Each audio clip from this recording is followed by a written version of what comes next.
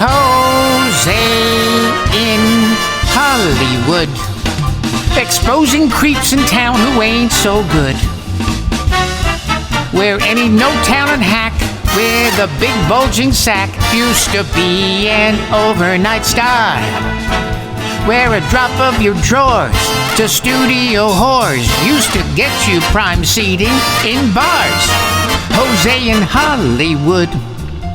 They say it's your body, do what you think you should.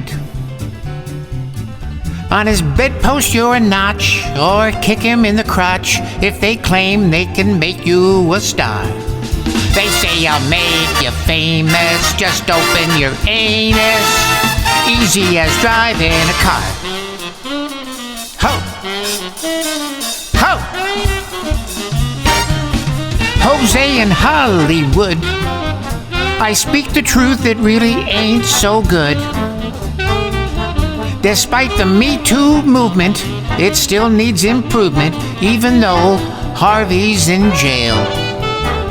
Piece of shit producers are still abusers, chasing their own piece of tail.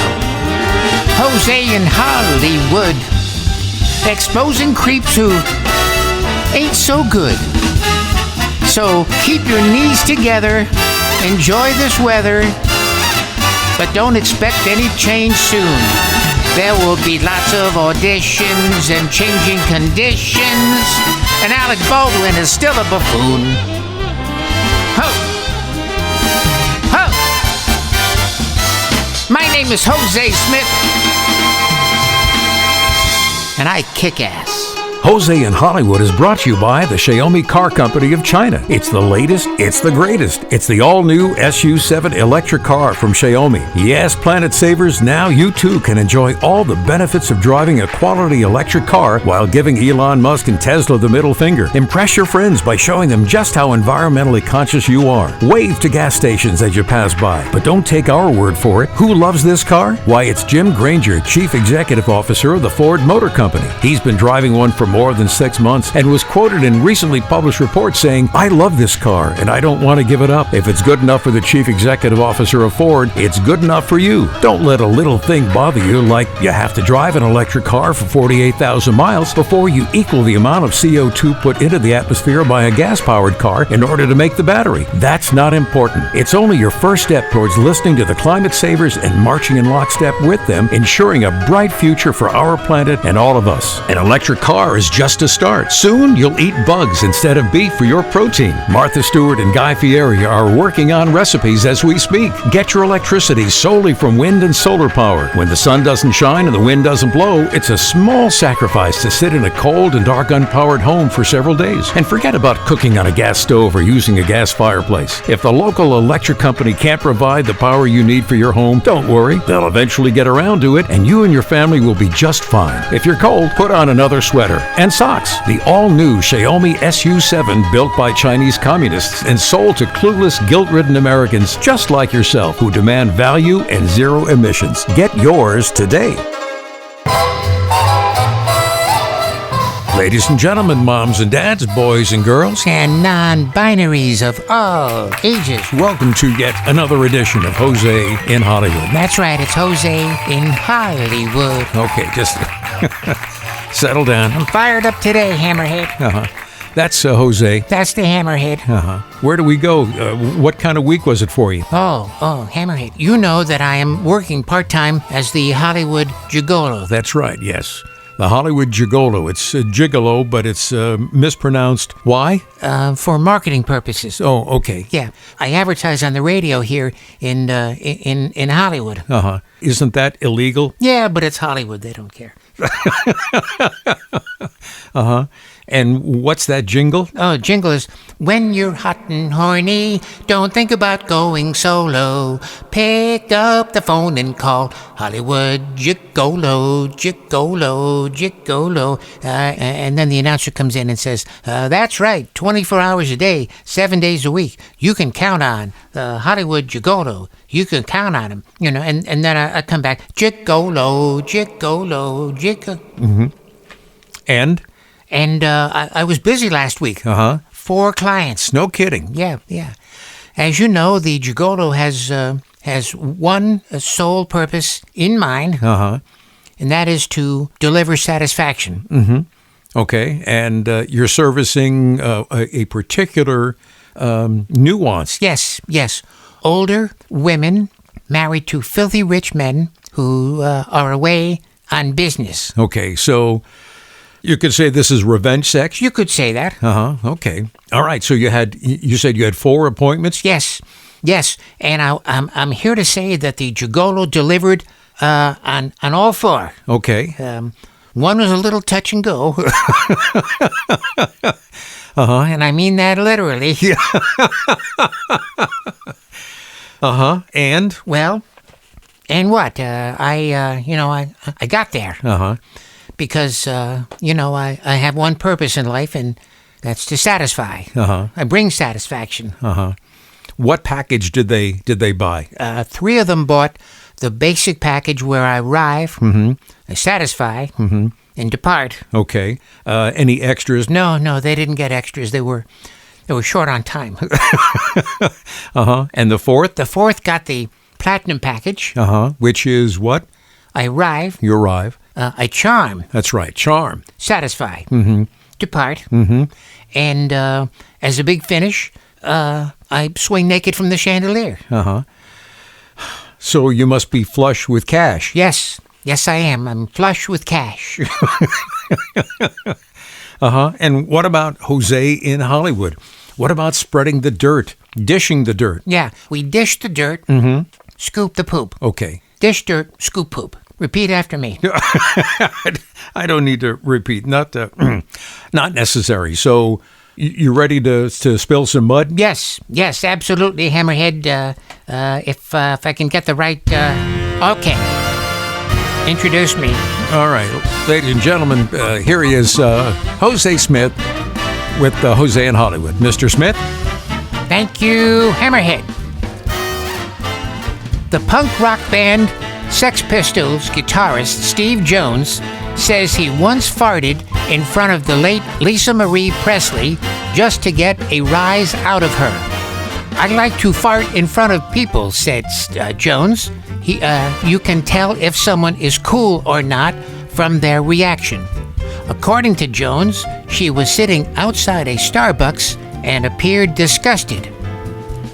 She later issued a press release after the story broke, saying that when she was married to the late Michael Jackson, he would fart in bed and shove her head under the covers, where she would pass out momentarily from the smell.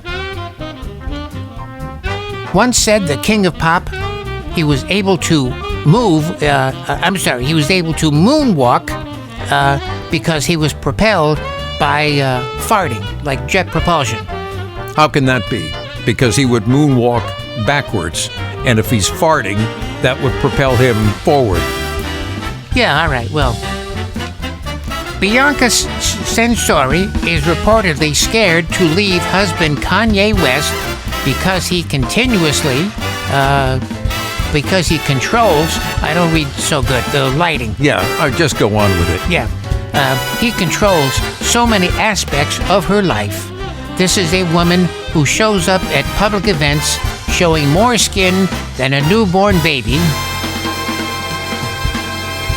and allows herself to be let... Where'd the band go? The song is over. Well, we need more, Hammerhead. Well, I don't think we need more. No, Hammerhead, need more. Need more. Where the hell is the band?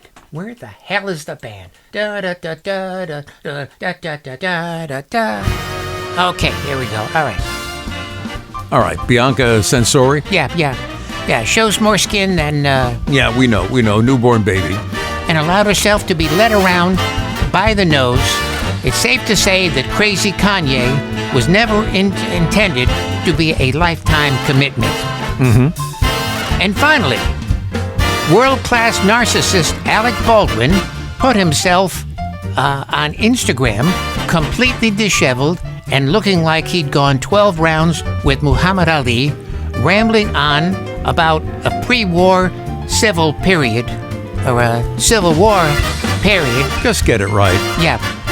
Baldwin looks like he's mixing his meds again, while trying to stay relevant. Ho! Ho! Is that it? Yeah. Yeah, but the music is so good.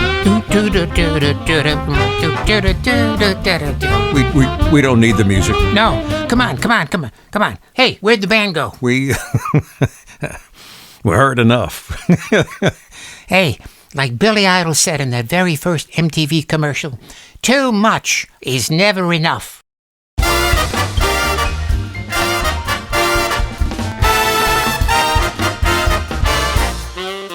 So a few weeks ago, you started to tell us that at some point in your life you were abducted by aliens. That's correct. And we're not talking about Venezuelan aliens. We're talking about space aliens. Yes. You never really gave us the full story. Well, Hammerhead, it was terrifying. I was minding my own business. I just finished lunch. Yeah.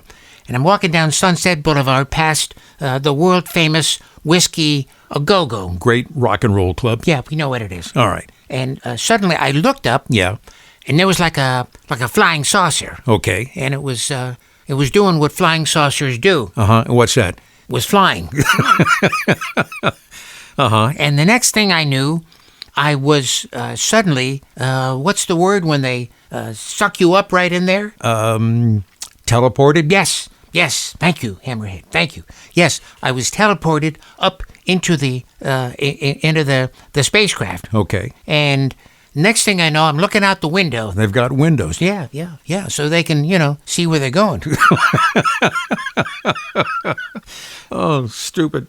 Anyway. May I continue? Please continue. Yeah, all right.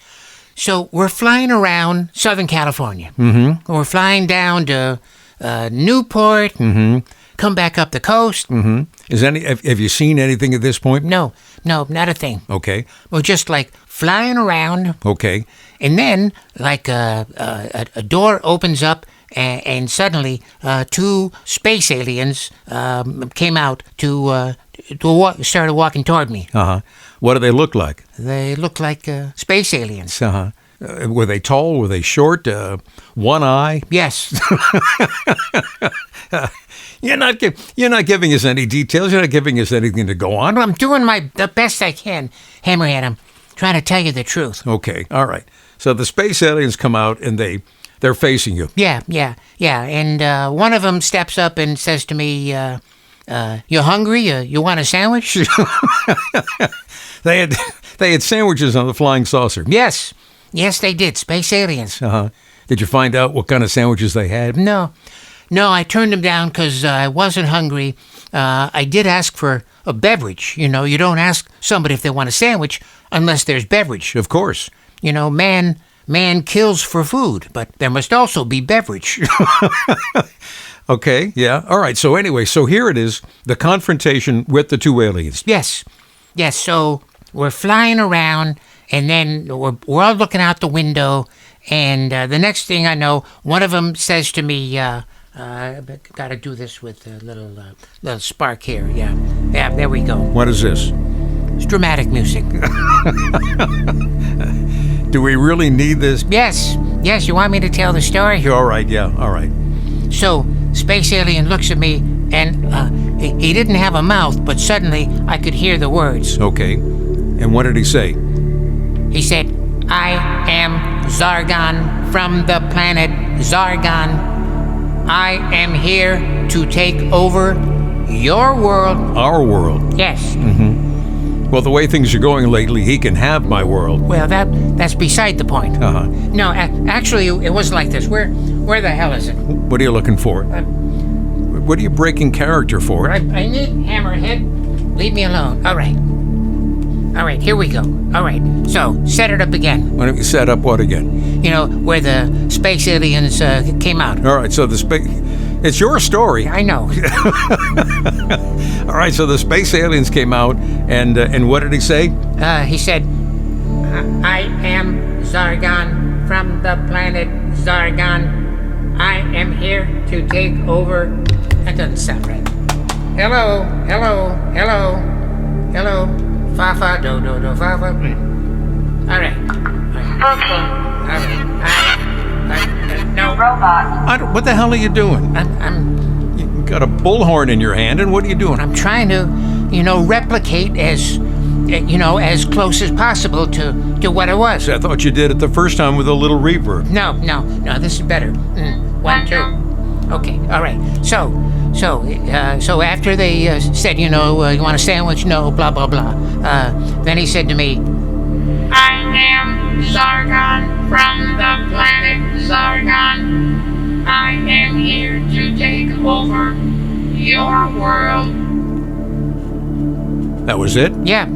Uh-huh. And then what happened? I don't know. I must have blacked out or something, but the next thing I knew, I was lying on the sand next to the Ferris wheel at Santa Monica Pier.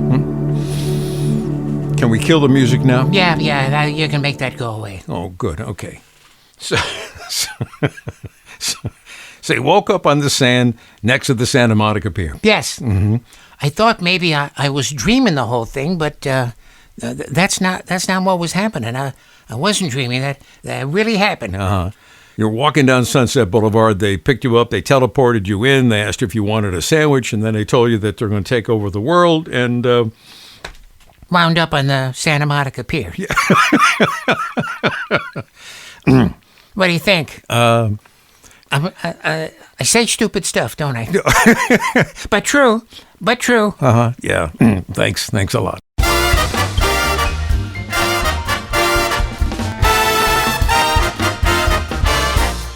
So the big political news this week is that the president has imposed tariffs on over 190 countries. Yeah, that's a lot of countries. Yeah, absolutely. They have been putting tariffs on our stuff for decades, and now this is what is known as payback. Yeah, I saw that on television. I was watching, I was waiting for Rocky and Bullwinkle to come on. Uh-huh. So I thought I'd watch the news, see what was going on. Uh-huh. You were a presidential candidate. Yes. What would you have done in this situation? Oh, Hammerhead. I know that they're heavily involved in doing all kinds of things, claiming that, it's for the good of the people. And what would I have done? What would you have done? Not a thing. No? No. I'd be too busy having a good time. Oh, that's right. That's right. If you were elected president, that's all you would have done. You just would have had a good time. Yeah, I'd be showing myself a good time. Uh-huh. And the other people that are part of it, I'd say, go ahead and do what you want. You really didn't... No, I didn't care. You didn't care. Yeah, well, maybe that's why you didn't get elected. Maybe, but, give it another shot. Uh-huh. Did you think of running for a lesser office, Congress, Senate? No. If I can't be the big deal, what's the benefit of being a small deal? Okay, all right, yeah. It kind of brings me back, Hammerhead, to my younger days. I don't think that I ever talked about this, but for a while there, I was a prize fighter. No, I didn't realize it. A prize fighter? Yeah. You get in the ring. I know I know you were a boxer. Yeah, boxer. Uh-huh. Okay, you're kind of small. What? I'm almost afraid to ask. What weight class were you in? Were you in middleweight? No. Flyweight? No. Welterweight? No. Paperweight. You were paperweight. That's right. Uh-huh. It's really small. Very small. Okay, and I don't know. Tell us about it. Yeah. Well, you never fight under your own name. I didn't know that. Yeah. No, you have to fight under like an alias. Okay. So you didn't fight as Hozay Smith? No. Who did you fight as? I fought as Roldando, the Baby Bozo, Repeposo. I'm sorry. I didn't get that. You did. No, I didn't. Hudando? Not Hudando. Roldando, the Baby Bozo, Repeposo. Mm-hmm. The Baby Bozo? Yeah, that was my nickname. Uh-huh. Bozo was a clown.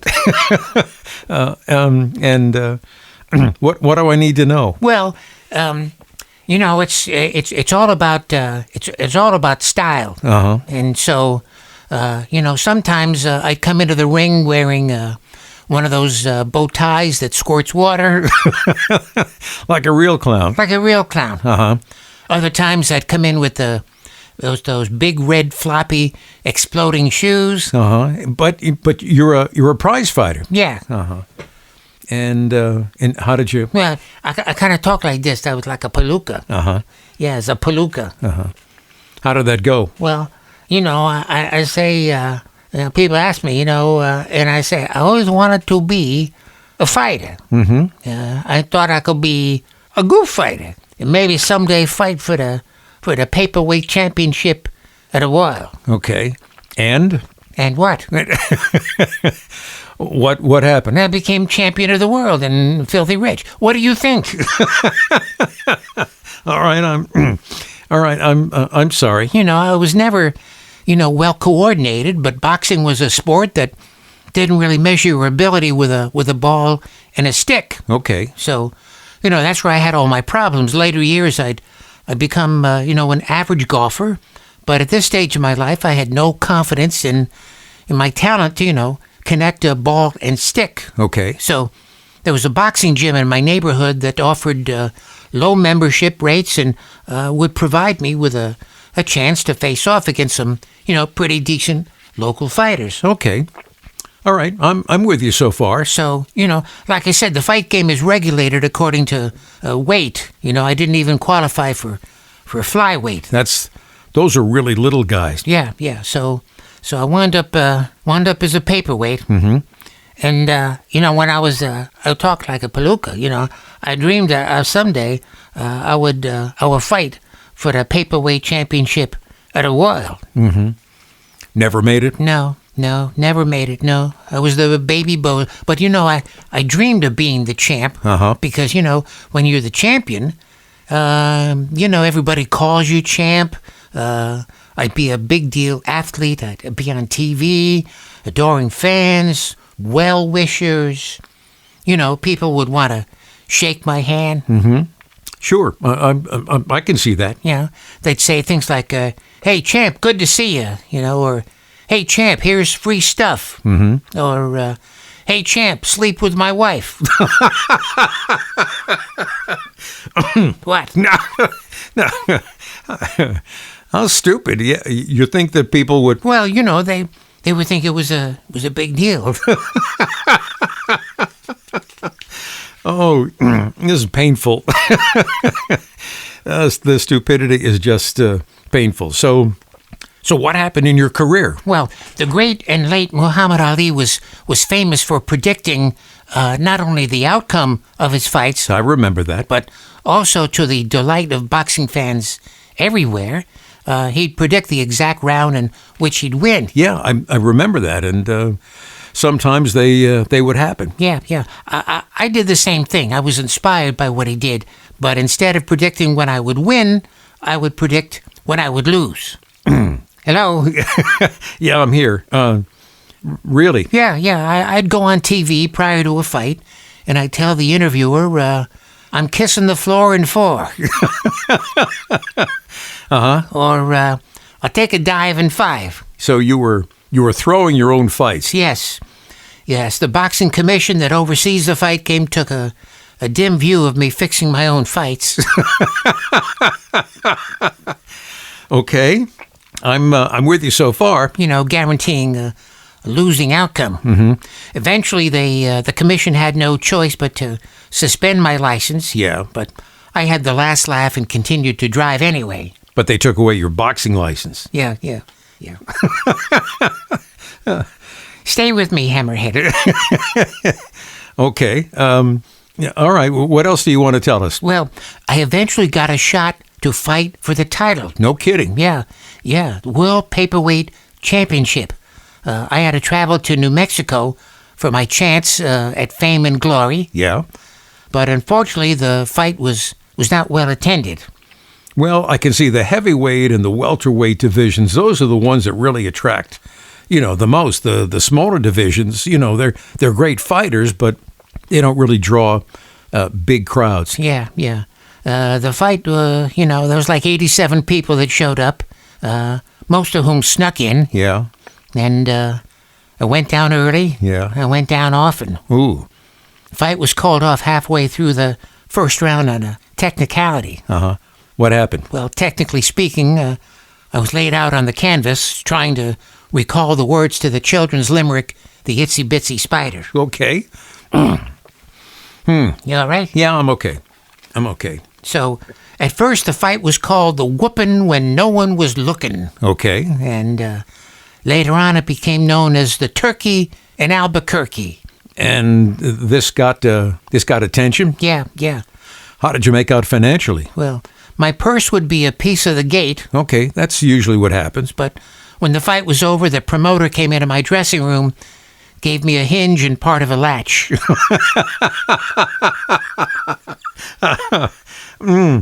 A part of the gate. Yeah, it was a literal, thing. So it wasn't part of the money that was taken in, the gate. No. It was part of a gate. Yeah. And after that? Oh, I felt I should probably retire. Uh-huh. And did you? Yeah, I did. Did you ever win? No. Then how did you get a shot at the title? There weren't that many paperweights, fighting. Okay. Wow, that's sad. No, it's not. You don't think so? No, I'm fine. Okay. All right. Well, I guess that should wrap things up. That's a good idea. Okay. Hozay in Hollywood is written and performed by Jack Camarda. It is Executive produced by Ron Osborne. We're here once a week. We thank you for hanging with us and for sitting through whatever it is that we do. God knows what we do. We shall be back next week. Yeah. With and I promise I'll say more stupid stuff. Uh-huh. You can always count on me for that stupid